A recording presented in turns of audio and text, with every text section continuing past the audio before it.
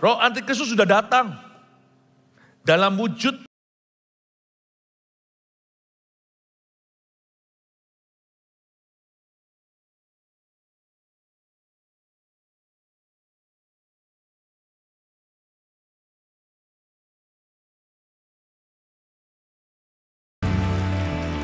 Tuhan Yesus, kami rindu agar di akhir zaman ini hidup kami semakin penuh Roh Kudus. Tuntun kami terus. Yang kami minta bukan kau menuntun kami di rumput hijau air tenang or an easy life atau hidup yang mudah. Tapi kami minta terlebih dulu kau menuntun kami di jalan yang benar oleh karena namamu. For the glory of your name. Karena kau taruh namamu itu Kristus Yesus di dalam diri setiap orang Kristen. Thank you Tuhan. Ajari kami untuk terus tinggal dalam hadirat-Mu dan dalam firman dan dalam kebenaran-Mu. Agar ketika dunia ini makin hari makin sesat, orang fasik makin fasik, orang benar makin benar. Kami berdoa supaya kami selalu bersinar terang, bahkan bisa menuntun orang lain ke jalan yang benar. Karena nama Tuhan di hidup kami. I love you Jesus. I am weak, but you are strong. I love you Lord Jesus. I do. Aku mengasihimu Tuhan. Engkau yang kuat, kami ini yang lemah. Gembala pun gembala sidang segala. Kami ini hanya domba. Please protect your flock di akhir zaman ini. Lindungi domba-dombamu. Sebanyak engkau dan urapanmu yang menyeluruh dalam kehidupan kami. Kuserahkan kembali domba yang kau percayakan kepada kami, kepadamu di hadiratmu setiap minggu. Jagai Tuhan setiap family, setiap individu. Di dalam hadiratmu, dalam kebenaranmu. Kami berdoa, gereja kami bertumbuh. Di dalam kebenaranmu, banyak orang akan berbalik kepada Allah. Terima kasih Tuhan, sembunyikan hamba-Mu di balik salib-Mu ketika hamba-Mu memberi pengajaran yang penting ini. Roh Kudus beserta. Dalam nama Yesus, haleluya. Amin. Puji Tuhan, shalom semua, apa kabar? Kasih tepuk tangan untuk Tuhan Yesus. So good to see you. Bisakah Anda menyapa kanan kiri untuk kami katakan welcome home. Silakan duduk. Saya kasih bocoran dulu. Kamis depan tanggal 9, saya berkhotbah tentang the end times pada hari kenaikan. Judul dan tema khotbahnya tertera di sini. Setiap ibadah akan ada pewahyuan-pewahyuan yang istimewa dari firman Allah. Yang pasti aplikatif dalam kehidupan Anda. Baca Wahyu 6 sampai 9 agar Anda maksimal mengikutinya. Kebaktian hari ini temanya adalah setia pada Injil. Suatu kalimat singkat, tapi sangat padat di hati saya. Kita tuh mesti sengaja loh setia. Bukan hanya sama Tuhan saja, tapi juga pada pengajaran Kristus. Karena semakin hari dunia ini akan semakin bejat. Dan penghakiman Tuhan tidak dimulai dari dunia, tapi dimulai dari rumahnya. Jadi lalang gandum itu bukan bicara soal bumi, tapi juga soal gereja. Di tengah-tengah gandum itu ada lalang. Seharian ini saya bahas tentang pengajaran-pengajaran yang mirip Kristen tapi bukan. Dan itu mula-mulanya berkembangnya dari kekristenan. Makanya itu setiap ibadah tolong dengarkan.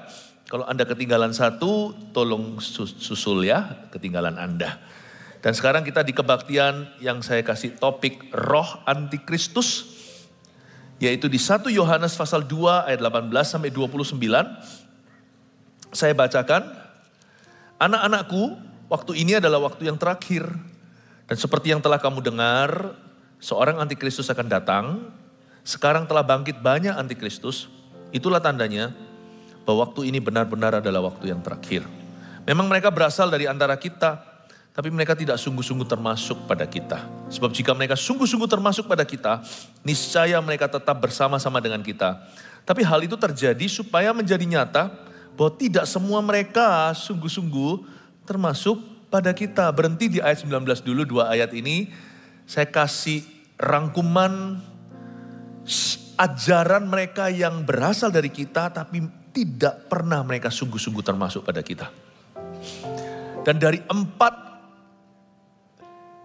empat doktrin yang mirip Kristen tapi bukan ini, saya akan tunjukkan perbedaan langit buminya, supaya Anda jangan terkecoh, Anda dan anak cucu Anda. Dan juga orang-orang CG Anda. Siapa yang Tuhan percayakan domba-domba Kristus di dalam tanggung jawabmu, tolong jagai ya. Karena hari-hari ini adalah hari-hari yang jahat. Roh antikristus itu merajalela, sang antikristus belum keluar. Si 666 wujud manusianya kita belum tahu. Tapi roh antikristus itu sudah berkeliaran di seluruh bumi. Jangan Anda terlalu hiraukan gempa buminya. Itu belum apa-apa. Matius 24 katakan itu baru permulaan zaman. Yang perlu diwaspadai oleh orang-orang pilihan adalah pengajaran-pengajaran sesat yang berkeliaran. Tapi sebenarnya nggak baru sih. Dari zaman dulu pengajaran-pengajaran sesat itu sudah ada dari zamannya Rasul Paulus. Dari zamannya Rasul Petrus. Ini Rasul Yohanes nih. Rasul Yohanes tuliskan di suratnya, ini abad pertama gereja, bahwa roh antikristus di mana-mana sekarang telah bangkit banyak dan kesesatan yang terjadi, wow, luar biasa. Inilah tandanya bahwa waktu ini benar-benar adalah waktu yang terakhir. Dan dia dijelaskan di ayat 19, mereka memang berasal dari antara kita tapi tidak termasuk pada kita. Jadi gak ada yang baru sebenarnya, makanya saya pilih 4. 4 ini cukup untuk mewakili semua. Anda lihatlah, sini sana nanti pengajaran baru, angin-angin baru akan berhembus di dunia ini. Sekarang belum apa-apa, apa sih yang trending? Saya gak ngikuti sih. Saya kalau khotbah gak bergantung tren. Saya khotbah bergantung hikmat Allah, masa kini yang Tuhan beri lewat doa. Sebagai gembala, saya pegang tongkat pengembalaan dan tongkat itu adalah hubunganku dengan Tuhan untuk Anda. Jadi saya harus khotbah apa? Minggu keberapa? Ngomong tentang apa? Gak bergantung apa yang terjadi di dunia. Tapi saya perlu sekali untuk menjelaskan. Ada 4 di sini yang saya bagikan. Nanti kemudian hari kalau muncul angin-angin baru ya paling evolusi dari semua ini. Muter-muter ya itu. Dan selalu yang diserang adalah pengajaran sentral kekristenan. Salah satunya saya sebut dulu, yaitu Jehovah's Witnesses atau saksi Yehova. Ini sudah lama. Apa itu saksi Yehova? Saksi Yehova Anda lihat biasanya orang-orangnya rapi-rapi, putih hitam gitu. Ya, mirip-mirip sih saksi Yehova, nanti Mormon juga dan sebagainya pengajaran-pengajaran yang mirip Kristen ini. Ada juga di antara mereka yang naik sepeda, ketuk pintu rumah. Orang-orang terpelajar, orang-orang pintar. Dan juga banyak sekali senior-seniornya itu orang-orang barat. Saksi Yehova ini bukan kekristenan yang kita anut. Jehovah's Witnesses percaya bahwa Yehuwa atau Allah Yehova adalah satu-satunya Allah. Nah masalahnya di sini. Kita juga percaya Allah itu satu, tapi bagi mereka Yesus adalah ciptaan Allah yang pertama. Dan ciptaan Allah yang tertinggi. Jadi memang ada kemuliaan untuk Yesus, tetapi Yesus itu ciptaan yang paling mulia. Dan celakanya lagi Roh Kudus itu gak ada, dia hanyalah tenaga Allah di dunia atau energi saja. Sedangkan kekristenan kita percaya, ini yang kita yakini bahwa Yesus dan Bapa adalah satu dan mereka setara. Allah Bapa, Allah Putra, Allah Roh Kudus itu adalah satu. Dan Allah Tritunggal. Pada mulanya adalah firman Yohanes pasal 1 ayat 1, saya kasih ayat-ayat yang backup ini. Firman itu bersama-sama dengan Allah, berarti 2 pribadi. Dan firman itu adalah Allah, Allah Tritunggal adalah Allah yang esa. Kita tidak akan pernah bisa full mencerna sampai kita suatu hari di sorga. Tapi orang yang lahir baru oleh karena Roh Kudus dan firman, di dalam hatinya aman. Saya tidak kebingungan kok Allah Tritunggal, saya tidak mencoba untuk masukkan dalam logis saya. Tapi dengan tenang saya bisa percaya that God is one. In 3 persons. Dalam 3 pribadi. Allah Bapa, Allah Anak, Allah Roh Kudus. Ketiganya yang esa. Not a problem for me. Tapi bagi saksi Yehova, Yesus itu bukan Allah. Yesus itu ciptaannya. Tapi bagi kita, kita percaya bahwa Allah dan Bapa adalah satu. Aku dan Bapa adalah satu, Yohanes 10 ayat 30. Selain itu, Roh Kudus bukan energi buat kita. Roh Kudus itu adalah seorang pribadi. Roh Kudus adalah Allah, Efesus 4 ayat 30. Dan janganlah kamu mendukakan Roh Kudus Allah yang telah memeteraikan kamu menjelang hari penyelamatan. Do not grieve God the Holy Spirit. Jangan mendukakan Roh Kudus yang adalah Allah. Dia bukanlah listrik sorga. Dia bukanlah the creative power of God atau kuasa Allah.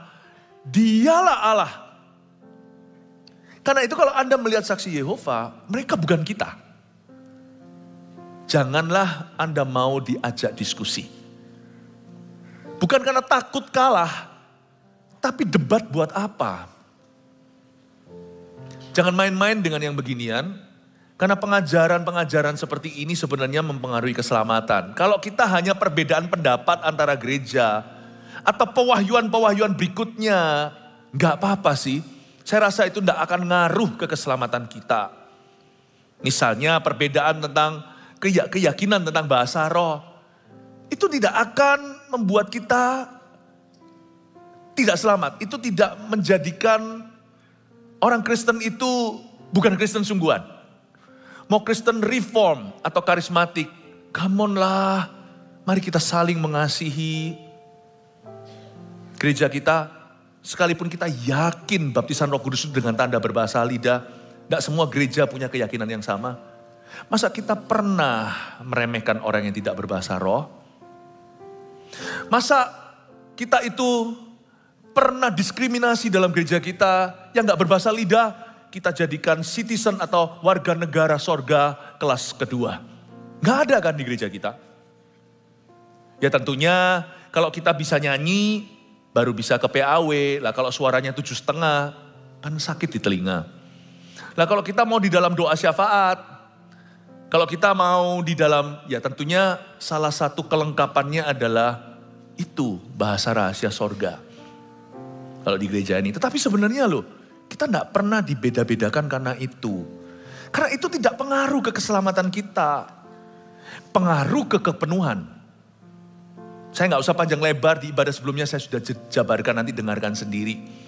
Kalau kita nggak percaya kesembuhan ilahi dengan gereja yang percaya kesembuhan ilahi. Ada yang percaya the cessation of the gift dalam bahasa Inggrisnya. Atau bahwa karunia-karunia Roh Kudus yang sifatnya ajaib itu sudah tiada lagi, sudah sirna. Ya sudah nggak apa-apa. Asal Yesus yang kau yakini dan yang aku percayai adalah Yesus yang lahir dari seorang perawan gadis namanya Maria. Dia mati sungguhan di kayu salib. Bangkit sungguhan pada hari ketiga, naik ke sorga, akan datang kembali. You and me, we're brothers in Christ. Saudara seiman. Gak percaya kesembuhan ilahi gak apa-apa sih. Gak percaya kesembuhan ilahi hanya pengaruh di kesehatan kita.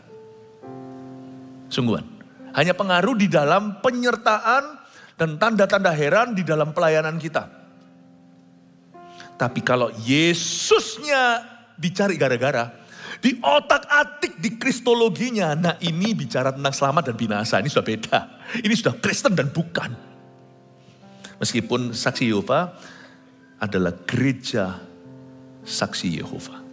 Tapi mereka bukan gereja kita. Pahami ini supaya kita mengerti bahwa mereka tidak percaya Roh Kudus. Mereka tidak percaya Yesus. Percaya, tapi bukan Yesus sebagai pencipta. Sorry ya, bukan Yesusku itu. Itu bukan Yesusku. Jangan berkata Yesus yang sama, jalannya beda. Beda, Yesus yang beda. Oke? Saya Philip Mantova. Saya pria. Jika Anda percaya Philip Mantova wanita, itu Philip siapa? Itu hakikat soalnya. Itu sudah sangat mendarat bagi saya, itu sudah sangat fondasi. If you think I'm a girl, if you don't know me by now, you will never know me. Wah, langsung keluar lagu popnya. It's not me. It's not me. Karena itu sudah sangat-sangat karakterku. My nature. Yang kedua, Mormonisme atau gereja Mormon. Namanya aja gereja Mormon.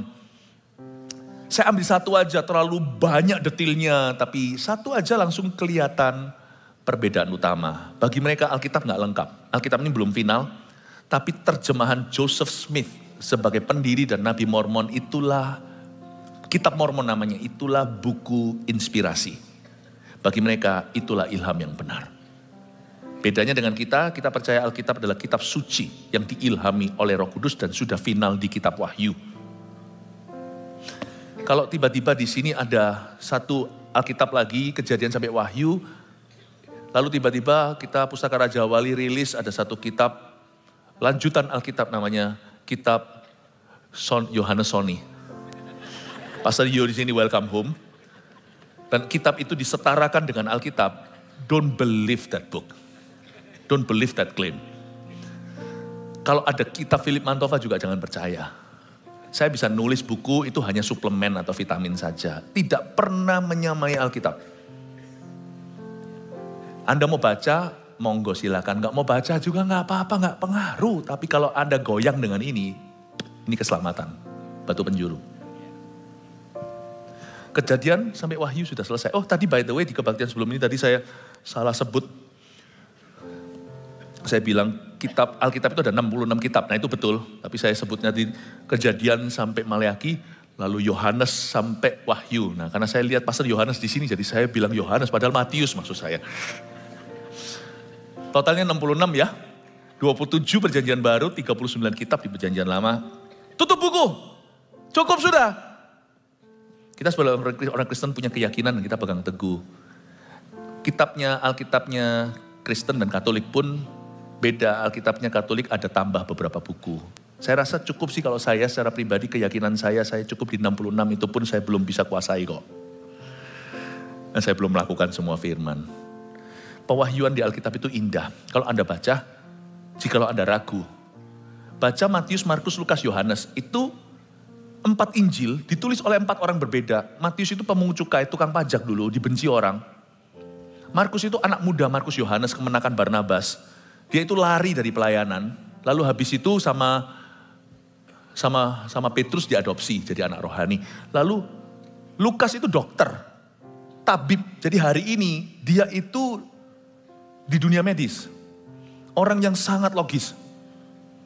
Dan kalau Yohanes itu murid yang paling dikasihi Yesus. Saya baca ini, saya dapat penerangan perjanjian baru. Saya baca semua surat Paulus dan sebagainya. Saya jadi ngerti karena ini cerita Yesus jadi pangkalan pokoknya. Dari perjanjian baru saya dapat terangnya untuk perjanjian lama. Jadi kalau saya ngajar perjanjian lama, Anda kan lihat selalu fokusnya ke Yesus. Yesus adalah center atau pusat daripada story-nya. Arti-artinya pun tentang seputar Yesus dan bagaimana aplikasinya dalam kehidupan kita. Alkitab bagi kita itu sudah selesai, gak seperti Mormon. Kita sudah final di kitab Wahyu. Bahkan di 2 Timotius 3 ayat 16 bunyinya, segala tulisan yang diilhamkan Allah memang bermanfaat untuk mengajar, untuk menyatakan kesalahan, dan sebagainya fungsinya. Tetapi intinya adalah tulisan ini diilhamkan Allah.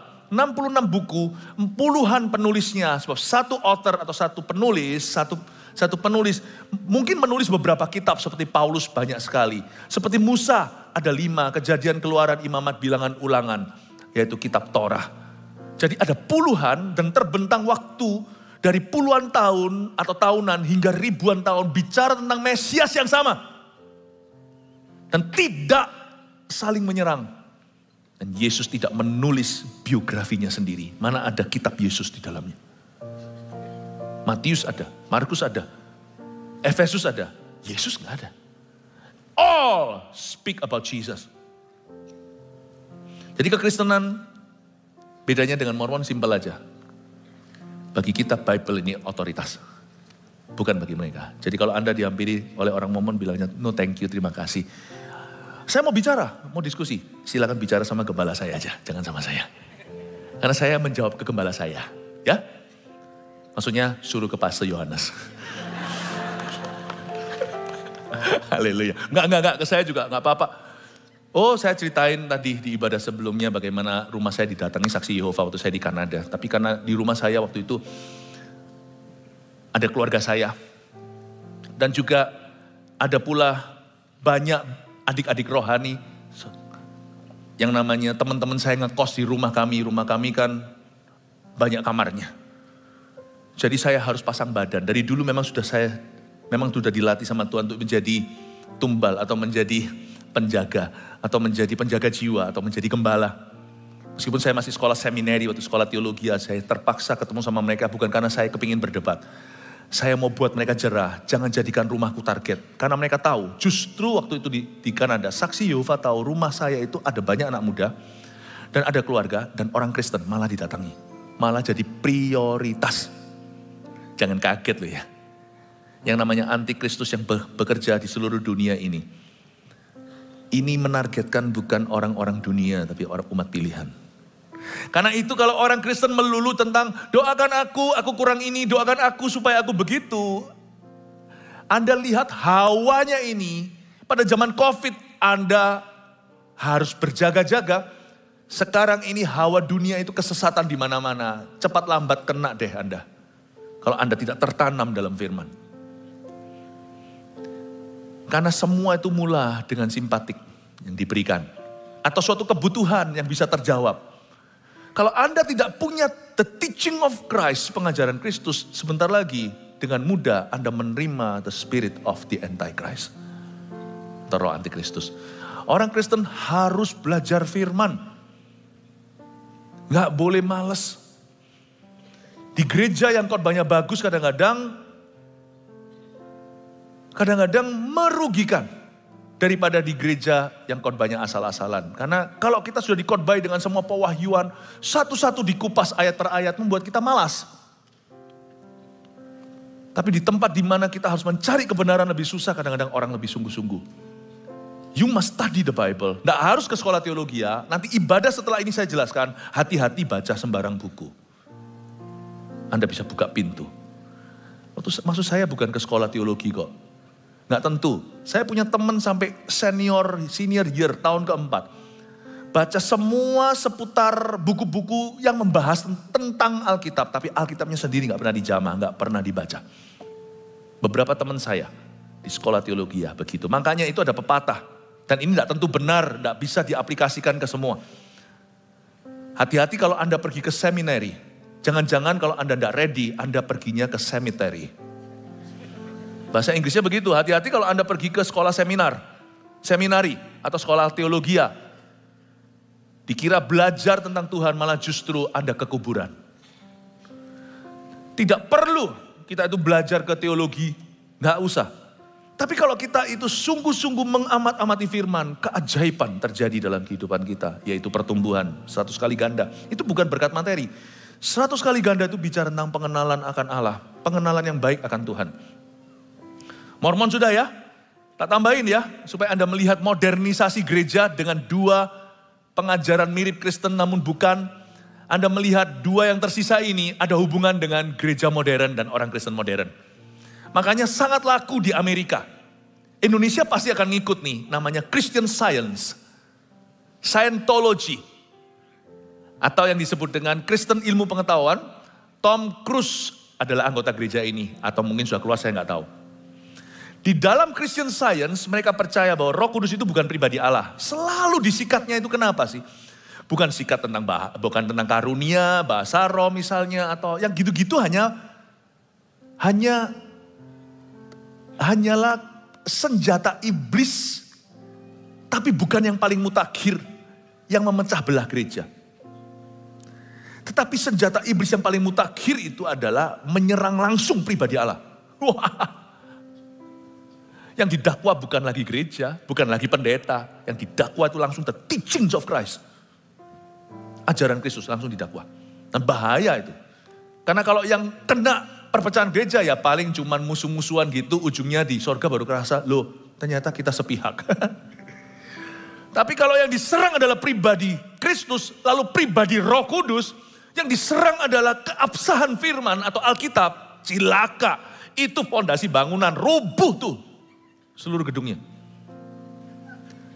Cuannya setan kalau dia serang kita di sini itu bukan lagi perpecahan gereja, memperlambat misi, membuat orang Kristen tidak ngerti janji apa, janji kepenuhan apa yang ada dalam Tuhan. Nggak cuma itu, kalau ini kena, hukumnya langsung mati, binasa. Karena kita selamatkan akibat percaya. Berarti kalau kita salah percaya ya binasa. Setan tahu ini cuan terbesar itu di sini. Pukul fondasi. Kristologi. Hajar di pribadi the Holy Spirit. Karena Roh Kudus dia menginsafkan dunia. Kalau sampai kita salah paham dengan dia atau menganggap dia hanya energi, dia nggak ada. Bagaimana dia bisa insafkan kita dari apa-apa? Dialah roh kebenaran yang memimpin kita dalam segala kebenaran. Christian Science inilah yang menjadi hawa. Gereja-gereja yang nggak kuat akan ikut-ikutan ke sana meskipun belum sesat. Tapi kalau kita ikut-ikutan ke situ, nggak heran Roh Kudus mulai disingkirkan dari gereja-gereja modern. Coba lihat. Dulu waktu mereka kecil Pentakosta, tapi ketika besar karunia-karunia mulai disingkirkan. Lebih ke khotbah pun tidak lagi mengkhotbahkan tentang repentance, pertobatan. Tidak lagi mengkhotbahkan tentang iman, tapi lebih ke positive thinking. Positive thinking. Coba lihat ya, semuanya jadi ilmu. Roh Kudus pribadinya sudah gak terasa di gereja, tapi semua lebih jadi ilmu pengetahuan, menjadi motivasi dan ilmu pengetahuan. Christian Science believes Roh Kudus itu bukan pribadi Allah, melainkan ilmu pengetahuan ilahi saja atau yang mereka sebut sebagai divine science. Surga dan neraka itu nggak ada bagi mereka. Itu just the state of mind. Itu hanyalah ilusi ke belaka. Itu diada-ada di dalam otak kita. Kalau ada di otak kita ya ada. Kalau nggak ada ya nggak ada. Mana ada surga, mana ada yang neraka. Nggak ada orang pernah ke sana. Dan dosa serta penyakit itu ilusi belaka. Dosa itu nggak ada lah. Ya ada yang LGBT, itu mungkin chemical lah. Itu mungkin kimia di otaknya. Biasanya ini akan nyerang orang-orang pintar. Makanya gini-gini gak terlalu laku di timur, laku di barat. Ya. Lalu udahlah, itu cuman gitu. Dan juga kalau begitu ya memang sudah itu sudah takdirnya dia lah. Itu sudah kodratnya gitu loh. Kalau dia itu LGBT itu hanyalah preferensi. Atau itu hanyalah hanyalah lifestyle atau gaya hidup. Semua itu ada penjelasan ilmiahnya. Jadi kita gak bisa melihat dan kita juga gak percaya adanya setan. Tapi memang ada orang Kristen yang membuat orang jadi muak dengan alam roh. Karena dikit-dikit alam roh, di belakang lu ada 2 setan. Ada orang yang ngeroh banget. Sehingga ada orang-orang yang bayi rohani belum mengerti alam roh sesungguhnya. Udah jadi trauma gara-gara orang yang demikian. Dikit-dikit ada rohnya, rumah lu ya di sebelah sananya itu ada yang gelantungan, di sebelah situ. Ghostbuster apa? Tapi ada orang yang sama sekali gak percaya. Kristen, I don't believe in heaven. I don't believe in hell. Saya gak percaya ada surga, gak ada neraka. Gak ada lah Tuhan tuh makasih. Jadi sekarang Anda lihat ya kemiripannya ya. Semua itu ada miripnya. Comot sini, comot sana, comot sana, comot sini itu ada. Jadi nanti ya, tahun-tahun ke depan masih akan muncul lagi nih. Karena hawa dunia akhir zaman. Dan nanti muncul evolusi namanya apa terserah. Pasti ada kemiripan 1-2 dengan ini itu pasti ada. Makanya saya telah bergumul dalam doa dan saya sebutkan 4 supaya menjaga keturunan Anda. Christian Science. Kekristenan percaya bahwa Roh Kudus adalah pribadi ketiga Allah Tritunggal yang diutus kepada gereja. Dan bahwa dosa, kutuk, surga dan neraka itu semua ada dan nyata. Dan gereja yang tidak kuat pendiriannya, entah rohnya lemah atau kebenarannya lemah. Gereja yang ngeroh banget kebenarannya lemah. Gereja yang kebenaran, Roh Kudus seolah-olah. Tidak boleh menuduh gereja, Roh Kudus seolah-olah gak ada di gereja itu. Lama-lama coba lihat ya. Gereja yang tidak kuat pada firman, gak akan berani beritakan akhirat. Ngomong sedikit tentang surga masih oke lah. Tentang neraka, kecamannya, takut kontroversi. Jadi mendingan gak usah ngomong tentang surga neraka deh. Ngomong tentang 3 langkah, 7 langkah. 7 langkah menjadi bahagia. 5 cara untuk menjadi sukses. Never talk about spiritual life. Never talk about eternal life. Tidak pernah bicara tentang hidup kekal. Gak berani. Gak berani terlalu dalam. Dan coba lihat sekarang selera orang Kristen pada umumnya di dunia ini sekarang adalah mau pergi ke gereja-gereja yang ajarannya membuat mereka feel fine, feel good. Never really truly want to learn about Jesus. Nggak pernah sungguhan mau belajar tentang Yesus. Sedangkan Alkitab berkata dosa itu ada. Roma 3:23 karena semua orang telah berbuat dosa dan telah kehilangan kemuliaan Allah. Roma 6:23 upah dosa ialah maut. Tetapi karunia Allah adalah hidup yang kekal dalam Kristus Yesus Tuhan. Ada satu lagi, ini luas sekali, ini lebar, namanya liberal. Gereja yang liberal atau orang Kristen yang universal berkata begini, pemahaman Kristen gak boleh sempit lah. tapi harus berkembang mengikuti zaman. Alkitab sih ngajarkan kebaikan bro, gitu ya kira-kira ya. Tapi Alkitab bukan satu-satunya kebenaran. Ini foto apa sih? Oh foto ini ya. Kiranya saya GR, saya difotoi. Alkitab mengajarkan kebaikan, tapi bukan otoritas kebenaran. Bahkan Alkitab ya, saya beritahu ya, miliki kesalahan. Alkitab ini ada mistake-nya. Nah, itu Kristen liberal. Apapun kau namakanlah hari ini, saya itu gak ngikut-ngikutin tren. Whatever it is. Pastor, ngomong ini dong, ngomong ini. Tidak ada orang bisa membuat saya khotbah. Di mana-mana di hidup ini yang bisa membuat saya khotbah cuma Roh Kudus. Kalau Roh Kudus kasih saya, ya saya beritahukan. Jadi saya tidak tahu namanya apalah. Anda amat-amati sendiri, tapi nganggur apa, nggak usah terus scroll ke sosial media, emangnya nggak punya kerjaan. Hidupmu harus tertib, saudaraku, hari-hari ini, di akhir zaman.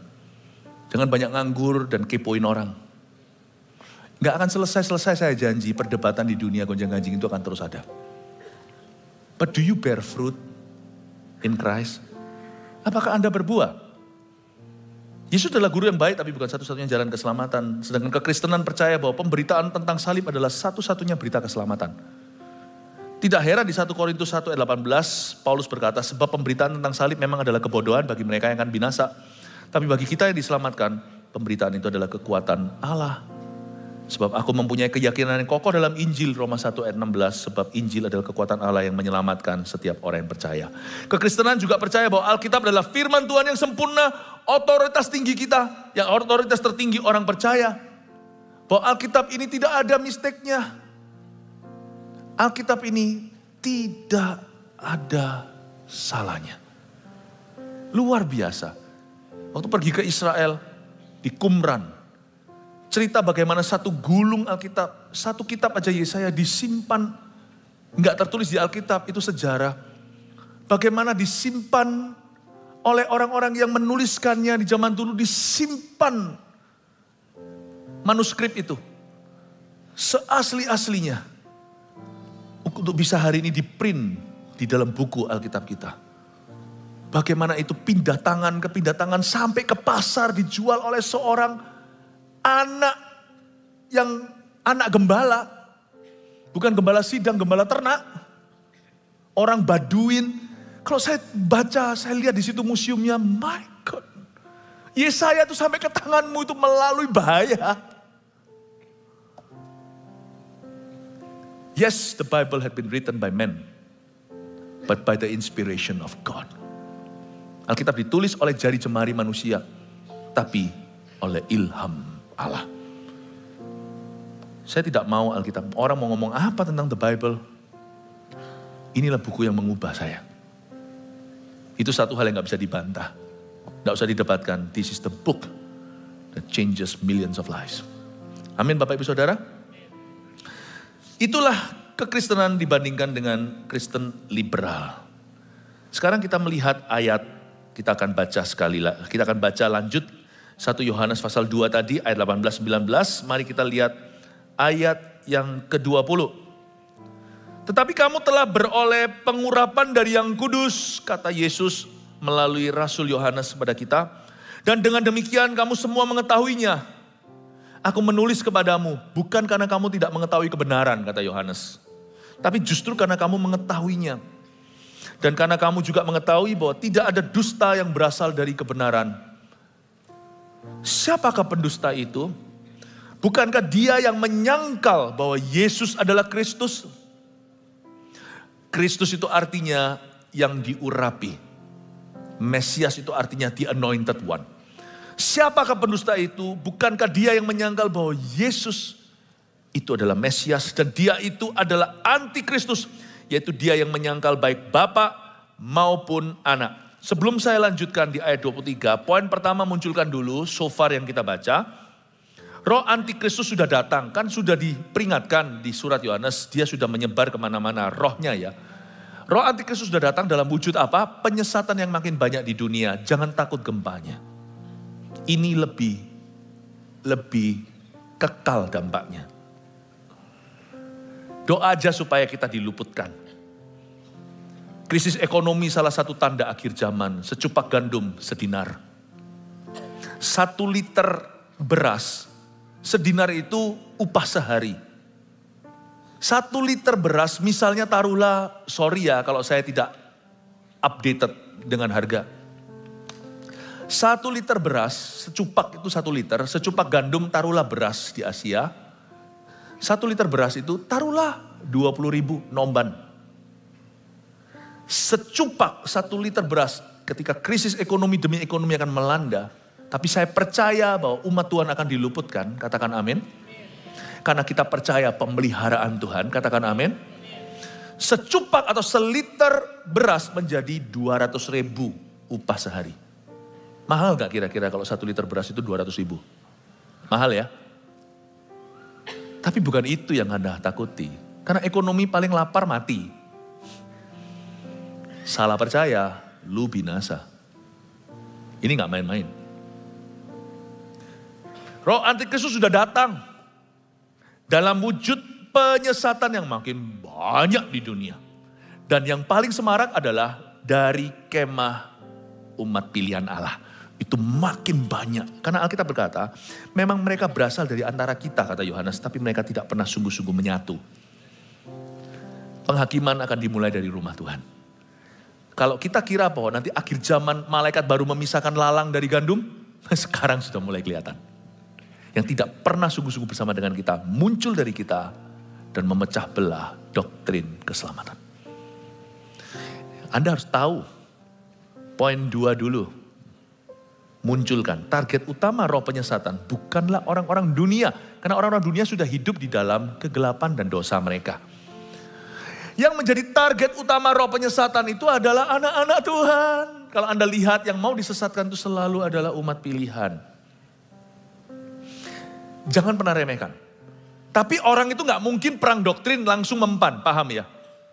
Segala sesuatu itu dimulai dengan erosi hati. Makanya di kebaktian sebelum tadi saya sampaikan, kebaktian kedua kalau gak salah, saya sampaikan bahwa sebelum orang itu jatuh ke ajaran sesat, itu biasanya di hati sudah terjadi semacam murtad. Saya cerita juga salah satu insiden tanpa menyebut nama. Waktu saya sekolah teologi ya, udah tahun-tahun ketiga keempat, ada teman saya yang sekolah teologi, hari ini menjadi saksi Yehova. Sekolah teologi. Gak heran kan? Saya tidak baca tanda-tandanya. Karena Alkitab berkata, roh dengan tegas, 1 Timotius, roh dengan tegas memperingatkan bahwa di akhir zaman akan ada orang-orang murtad lalu mengikuti roh-roh ajaran sesat. Murtad dulu, teman saya ini kepahitan orangnya. Tahun-tahun ketiga waktu saya bersama dengan dia, itu ngeluh terus. Lalu kelihatannya dia bergumul dengan unforgiveness atau gak bisa ngampuni kesalahan orang lain. Kok saya gak baca ya? Orang ini ya jago debat Alkitab. Dulu dia membela.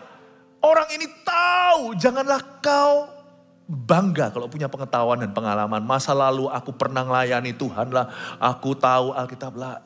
Itu tidak perlu dibanggakan. Karena manusia itu hidup setiap hari sama Tuhan. Sangkal diri. Teman saya itu jago ngutip Alkitab. Saya aja mikir dia sudah dapat. Jadi saksi Yehova. Gak pernah dia tertarik. Di tahun kedua pelajaran di sekolah kami, waktu saya sekolah seminari, kami sudah mempelajari 2 hal.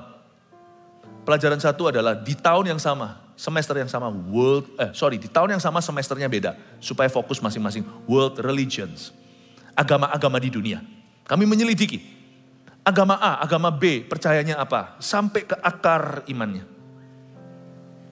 Lalu tahun berikutnya kita belajar tentang yang namanya cults. Cults itu kalau bahasa Indonesianya bidat-bidat Kristen. Saya pelajari. Saya itu sampai riset karena tugas sekolah. Saya pergi ke berbagai macam tempat-tempat ibadah mereka. Wow, teman saya itu ikut. Dia tahu itu apa. Kena juga. Karena kalau nuraninya sudah salah, gampang syarat terima sesuatu yang sesat. Jangan main-main dengan kepahitan. Sekarang ngerokok cuman Bukan rokok, misalnya gula darah.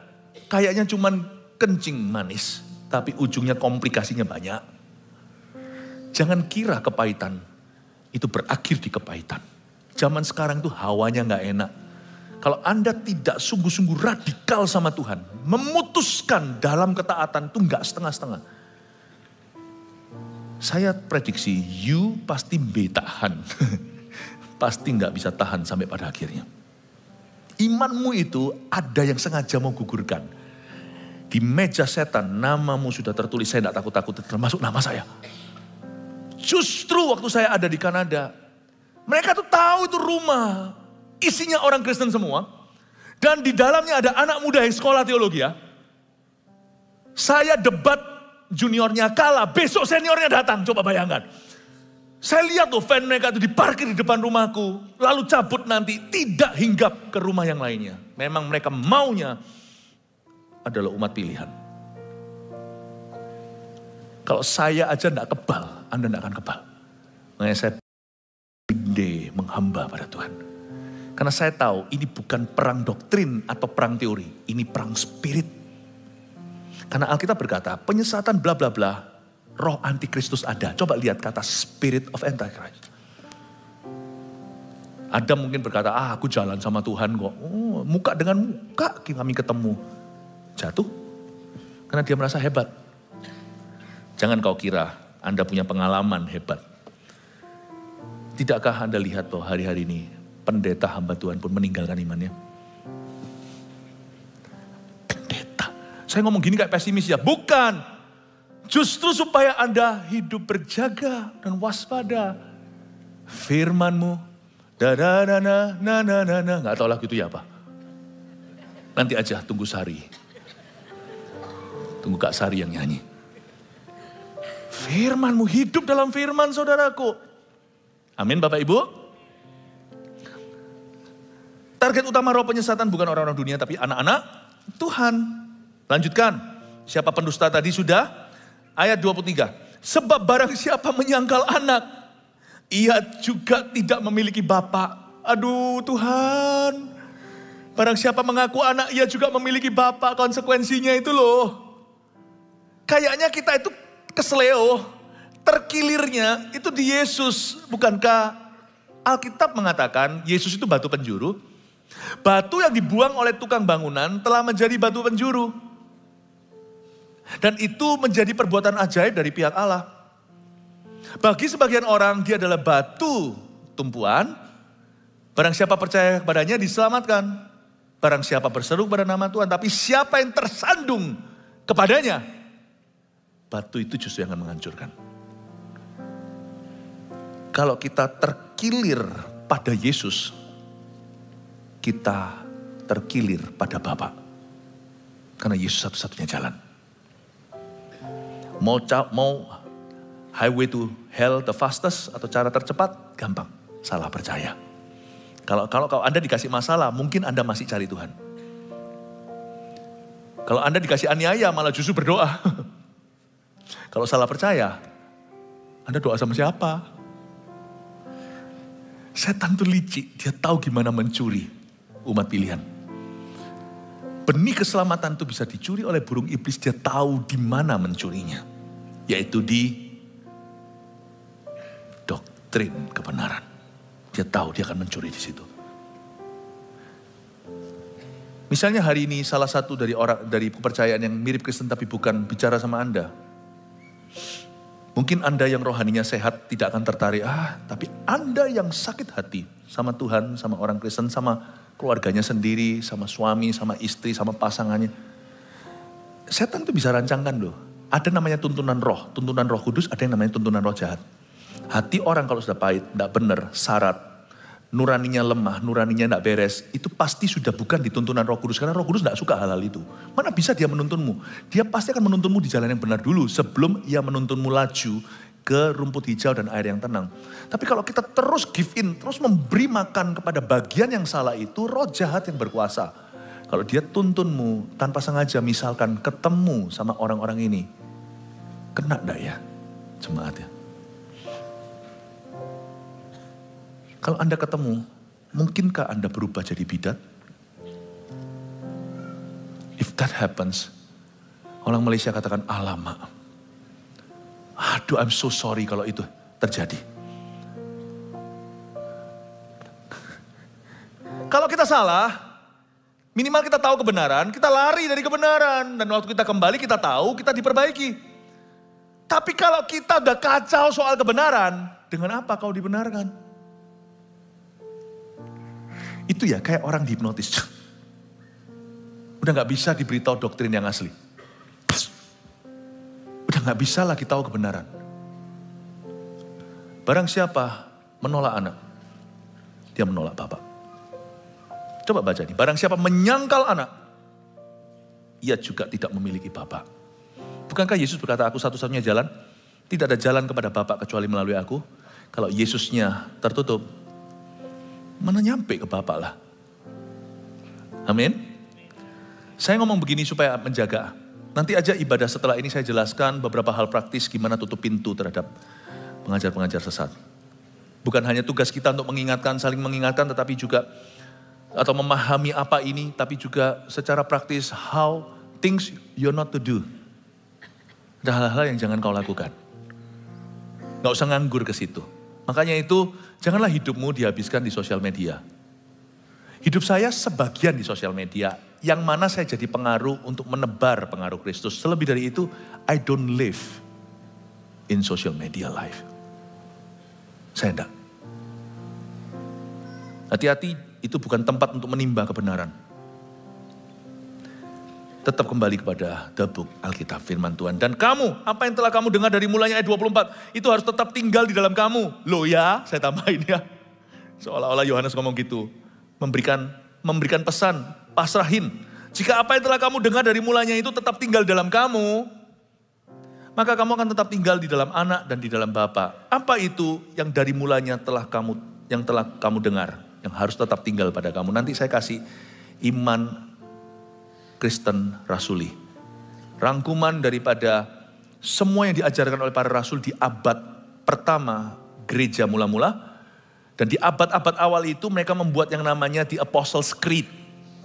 Atau mereka membuat yang namanya pengakuan iman rasuli. Untuk merangkum semua yang diajarkan oleh gereja mula-mula. Please setia pada Injil itu ya. Dan kita, sekalipun gereja kita mengalami kebangunan rohani, we have no right untuk mengoreksi apa yang sudah diwahyukan Tuhan lewat rasul-rasul di Alkitab. We have no right. Kita bisa interpret, bisa menafsirkan berikutnya, tapi hal-hal yang sudah tidak perlu tafsiran, yang sudah jelas-jelas berkata, pada mulanya adalah firman, firman itu bersama dengan Allah, firman itu adalah Allah. Please, jangan difermak. Alkitab sudah tutup soalnya, sampai kitab Wahyu. Lu tambahi, kata Yohanes, ku cabut hakmu dari pohon kehidupan. Tutup di situ di Wahyu. Gereja kita, sekalipun mengalami kuasa Allah, tidak berhak mengajarkan ajaran baru. Ajaran kita ini sudah lama, di Apostles' Creed dari zaman dulunya. Kita hanya setia pada Injil Yesus Kristus, pada apa yang rasul-rasul itu wartakan, dan gereja mula-mula pegang dengan begitu erat-erat, so dearly. Kita setia pada gereja mula-mula. Nanti saya ajak Anda untuk melihat pengakuan rasul ini. Ya, tidak ada orang bisa membagikan Yesus yang lain. Siapapun dia, malaikat pun, terkutuklah ia, kata Paulus di Galatia. Dan kamu apa yang telah kamu dengar dari mulanya. Lanjut sekarang ayat 25. Dan inilah janji yang telah dijanjikannya sendiri pada kita, yaitu hidup yang kekal. Semua ini kutulis kepadamu, kata Yohanes. Yohanes sudah tua waktu nulis ini. Dia sudah kakek-kakek nih. Dia sudah usianya kira-kira 80-90. Semua ini kutulis kepadamu, yaitu mengenai orang-orang yang berusaha menyesatkan kamu. Zaman itu loh, 2000 tahun lalu sudah ada. Nothing new. Saya berdoa GMS terus bertumbuh dan dewasa. Saya berdoa agar khotbah ini mendewasakan Anda. Buat apa sih Anda sukses, pulang-pulang, anak Anda sekolah luar negeri atau luar kota, lalu pulang-pulang berkata, Mama, aku Mormon sekarang. Ya apa tuh? Mama, ya Tuhan menciptakan aku gay. Gimana tuh? Tiba-tiba pulang berkata, Mama, aku saksi Yehova. Buat apalah sana sukses kalau anaknya binasa? Apa yang saya sampaikan ini for your good ya, untuk mengajari. Kita tidak takut, for your good, bukan takut. Untuk kebaikanmu. Karena Anda harus tahu, Alkitab dengan jelas memperingatkan bahwa di akhir zaman akan timbul penyesatan. Penyesatan itu semua targetnya adalah anak-anak Tuhan. Sekulerisme akan terus berjalan, percayalah. Dan orang Kristen yang tidak aman sama Tuhannya, sama imannya.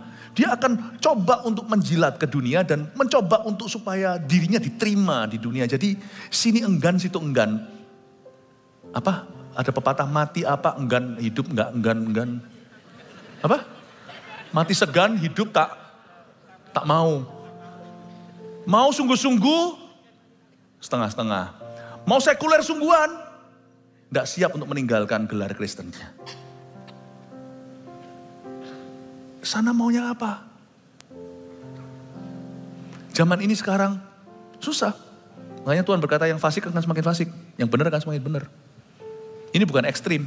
Tapi ikut Tuhan itu harus penuh hati. Percaya firman itu harus segenap. Karena banyak orang hendak mencuri. Bukankah dikatakan di Alkitab, sebab kutuliskan kepadamu yaitu mengenai orang-orang yang berusaha menyesatkan kamu. Berarti ada orang-orang yang menargetkan anak-anak Anda. Sebab di dalam diri kamu tetap ada pengurapan. Haleluya, inilah. Sebab di dalam diri kamu tetap ada pengurapan yang telah kamu terima daripadanya. Kalau kita lahir baru, Roh Kudus itu sudah di dalam hati kita. Kita berbahasa lidah atau tidak, saya percaya baptisan Roh Kudus adalah berkat kedua setelah pertobatan. Tidak semua gereja percaya itu fine, gak apa-apa, fine thank you, it's okay. Tapi saya percaya itu berkat kedua. Bukan mempengaruhi keselamatan, tapi mempengaruhi pelayanan. Ada bedanya. Ini bukan pengurapan yang dimaksudkan, ini the believer's anointing, ini urapan orang percaya. Sebab di dalam diri kamu tetap ada pengurapan yang telah kamu terima daripadanya. Karena itu tidak perlu kamu diajar oleh orang lain, tetapi sebagaimana pengurapannya mengajar kamu tentang segala sesuatu, dan pengajarannya itu benar, tidak dusta, dan sebagaimana ia dahulu telah mengajar kamu, demikianlah hendaknya kamu tetap tinggal di dalam dia. Apakah ayat 27 implikasinya adalah kita gak perlu dengar khotbah, gak perlu ikut MSJ, My Spiritual Journey, gak perlu ikut CG Training, bukan. Di dalam dirimu ada pengurapan, karena Anda orang percaya yang lahir baru tenan. Dan pengurapan itu sebagaimana pengurapannya mengajarkan kamu tentang segala sesuatu, karena itu tidak perlu kamu diajar oleh orang lain. Maksudnya diajar sini bukan berarti gak perlu guru. Alkitab tidak kontradiksi dirinya sendiri. Di sisi satunya lagi, Paulus menulis bahwa di dalam tubuh Kristus akan ada pengajar-pengajar. Guru, rasul, penginjil, nabi, gembala apalagi. Jadi ada tempatnya. Maksudnya kamu gak perlu diajar oleh orang lain itu. Orang bisa ngajar, Tuhan kirim, utus dan bangkitkan pengajar. Tapi waktu dia ngajar, di dalam rohmu ada kesaksian iman, tahu yang diajarkan benar enggak? Itu tidak diajarkan, itu sudah ada di dalam Anda. Gak benar ini. Gak betul ini pengajarannya ini. Pasti resah kalau tiba-tiba ada guru di atas sini. Gak mungkin terjadi karena kita seleksi. Lalu berkata, saudara-saudara, Yesus itu bukan Tuhan. Resah pasti. Kalau tidak resah, gagal kita memuridkan Anda. Atau seperti Da Vinci Code dulu itu, Yesus difitnah, menikah. Ya ampun. Saya ditanya waktu Before 30 Kids. Waktu dulu zaman pandemi itu kan syuting. Untuk program anak kita. Saya duduk dengan anak-anak kecil, itu tidak ada skripnya. Mereka tanya sembarang apapun. Ternyata ditanya anak itu lebih susah daripada ditanya orang tua. Saya ditanya sama salah satu anak, Pastor Philip, why didn't Jesus marry? Kenapa Yesus tidak menikah? Wah gimana, ayo coba jawab. Saya tiba-tiba dihinggapi hikmat. Saya jawab, dan itu pun tidak gampang. Hikmat untuk orang dewasa itu masih sesuaikan. Karena saya orang yang sudah usia dewasa. Saya ngomong dalam bahasa anak kecil tuh harus translate lagi. Saya bilang gini loh. Gak mungkin Yesus menikahi anaknya sendiri. Kok bisa? Karena semua kita itu ciptaannya. Yohanes 1 pada mulanya adalah firman. Firman itu bersama dengan Allah. Firman itu adalah Allah. Yohanes pasal 1 ayat 2. Dan segala sesuatu dijadikan melaluinya. Tidak ada sesuatu apapun yang jadi tanpa melaluinya. Gak mungkin kan? Masa menikah sama anak sendiri? Semua kita ini buatannya, semua ini ciptaannya, semua ini anak-anaknya. Tanpa kecuali Yesus itu sendiri. Semua wanita itu adalah putri, anak-anaknya, ciptaannya. Laki, pria dicipta dalam gambaran rupanya. Berarti semua kita itu karya tangannya.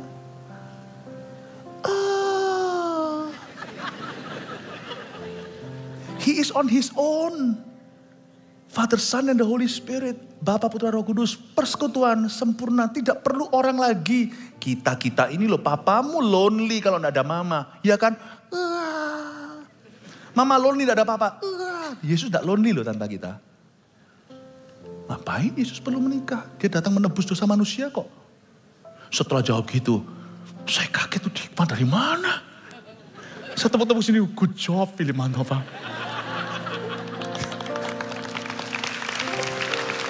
Enggak lah, bukan saya lah, itu Tuhan semua.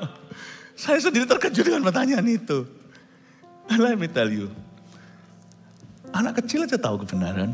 Pengurapan ada di dalam dirimu. Orang bisa ngajar, Anda terima sesuatu baru, tapi gak baru sungguhan. Di hatimu sudah dikasih sama Tuhan, perasaan bahwa ini dari aku. Dan waktu Anda terima, wah pewahyuannya baru misalnya. Tetapi di hatimu sudah tahu sebelumnya, setengah langkah sebelum firman itu sampai ke telinga Anda langsung bisa membenarkan, betul ini. Kok gak pernah kepikir seperti ini. Di dalam dirimu ada pengurapan. Langsung sudah tahu. Nah pengurapan itu jadi kapalan. Kalau hati Anda semakin jauh dari Tuhan. Dan semakin diisi dengan sampah-sampah. Sehingga banyak orang yang cap nurani, hati nuraninya dicap oleh mereka. Langsung sesat karena syarat. Karena hatinya itu loh. Karena itu harus dijaga. Pengurapan yang bisa menjaga kita adalah the anointing of the Holy Spirit. Karena ini bukan perang teori, ini perang rohani. Makanya itu jaga. Coba lihat ya, dari broken family, keluarga yang hancur, lebih gampang orang kena narkoba. Dari kehidupan atau kerohanian yang tidak sehat, di dalam rumah tangga atau apa, lebih banyak berjatuhan korban. Sebab orang yang sehat rohani tidak gampang goyang. Setan tuh licik, dia gak langsung tawari Anda doktrin. Dia sikat hatimu dulu. Lalu setelah itu, nanti siap-siap. Kail terakhirnya. Senjata mutakhir. Lama-lama nanti Anda meragukan Yesus adalah Tuhan. Semua cuma dimulai dari hidupmu susah. Dan Anda tidak temu jalan keluar. Dan Anda tidak bisa melihat Tuhan. Dan Anda menjauh dari dia. Nanti tunggu 10 tahun lagi. Dia keluarkan kail terakhirnya. Anda akan suatu hari mungkin bisa muncul di mulut. Jesus is not God. Kena. Jackpot. Bullseye. Janganlah kau lugu terhadap tipu muslihat setan. Sebab di dalam dirimu ada pengurapan. Jaga itu. Yang ketiga. Di dalam diri kita ada pengurapan Roh Kudus untuk mengajar dan menjaga kita. Haleluya. Jadi bukan kita yang jaga urapan itu. Urapan yang jaga kita. Jadi kalau dia bekerja dalam hidupmu, biarkan. Dia tahu apa yang dia lakukan. Oke, 1, 2, 3 munculkan. Ambil HP-nya silahkan. Tolong difoto. Masukkan pengorbannya juga gak apa-apa. Baik Pak. Iya. Jangan lupa ya. Roh Antikristus hari ini kita belajar. Untuk kita tinggal di dalam pengajaran Tuhan. Kasih tepuk tangan untuk Roh Kudus. Saya bacakan pengakuan iman rasuli. Lalu setelah itu Anda akan membacanya dalam aba-aba saya. Saya minta gereja kita hari ini kembali diingatkan tentang pengakuan iman. Supaya kita berjaga-jaga di dalamnya. Sebab perjalanan kita masih panjang. Lebih baik kita salah perbuatan bukan berarti diperbolehkan. Daripada salah iman. Percayalah saya, salah berbuat masih ada koreksinya. Salah iman, siapa mengoreksimu? Semoga tidak ada seorang pun di sini yang akan jatuh korban. Sebab roh antikristus ada di mana-mana. Ini belum apa-apa. Bukankah nanti di zaman antikristus ada satu jagoannya. Namanya nabi palsu. Sekarang ini zamannya maling teriak maling. Yang teriakin orang, palsulah, sesatlah. Coba lihat. Yang teriak itu siapa? Anda telusuri. Gak kalah loh. Mungkin yang diteriakin bisa jadi salah. Tidak ditutup-tutupi. Makanya kita harus hidup dalam kebenaran. Karena hati-hati hari-hari ini. Tapi jangan-jangan yang teriaki maling adalah maling lebih gede. Memang situ maling. Yang teriak ini lebih maling. Coba bayangin. Tapi karena beritanya heboh, tertelan dia dengan berita. Tidak silau pada dosanya. Dia pakai dosa orang lain untuk mengalihkan perhatian betapa jahatnya dunia. Dan juga sosial media di tangan orang yang salah. Jangan ikut-ikutan. Jemaat ini sehat. Jemaat GMS gak ikut perang yang gitu. Ada peperangan yang asli kok di dalam hidupmu. Hidup di sekelilingmu itu loh. Perjuangkan dong. Orang di sekeliling Anda, damai sejahtera istri Anda loh. Istri Anda sudah gak pernah sungguh-sungguh Anda kasihi. Itu perang sesungguhnya. Perang itu kedaginganmu, gengsinya rasanya aku kok minta maaf dulu. Perang yang gitu. Gak usah ikut-ikutan yang gitu-gitulah. Jemaat GMS yang paling sehat, saya minta seluruh jemaat kita tidak perlu kepo-kepo, tidak perlu berdebat-berdebat. Semua kita bertumbuh dan berbuah, sudah cukup bagi kita. Haleluya. Kasih tepuk tangan untuk Tuhan. Haleluya. Pengakuan iman rasuli Kristen seperti ini rangkumannya. Simple saudara, aku percaya kepada Allah Bapa yang Maha Kuasa, Khalik langit dan bumi. Aku percaya kepada Yesus Kristus, anaknya yang tunggal Tuhan kita, yang dikandung daripada Roh Kudus, lahir dari anak darah Maria, yang menderita sengsara di bawah pemerintahan Pontius Pilatus, disalibkan, mati, dan dikuburkan turun ke dalam kerajaan maut. Pada hari yang ketiga, bangkit pula dari antara orang mati, yang naik ke sorga, duduk di sebelah kanan Allah, Bapa yang Maha Kuasa. Dari sana ia akan datang kelak untuk menghakimi orang yang hidup dan yang mati. Aku percaya kepada Roh Kudus, dan adanya satu gereja Kristen yang kudus dan am, persekutuan orang-orang kudus, pengampunan dosa, kebangkitan badan, dan hidup yang kekal. Katakan amin. Jemaat yang terkasih, mari bangkit berdiri. Saya ngomong satu kalimat, dua kalimat, dengan tanda saya. Silakan Anda ulangi untuk kita perbaharui komitmen kita dalam pengakuan iman. Komitmen kita untuk setia pada Injil yang diberitakan oleh Rasul-Rasul 2000 tahun yang lalu. Gereja mula-mula. Aku percaya kepada Allah Bapa yang Maha Kuasa, Khalik langit dan bumi. Silakan. Aku percaya pada Allah Bapa. Aku percaya kepada Yesus Kristus, anaknya yang tunggal, Tuhan kita.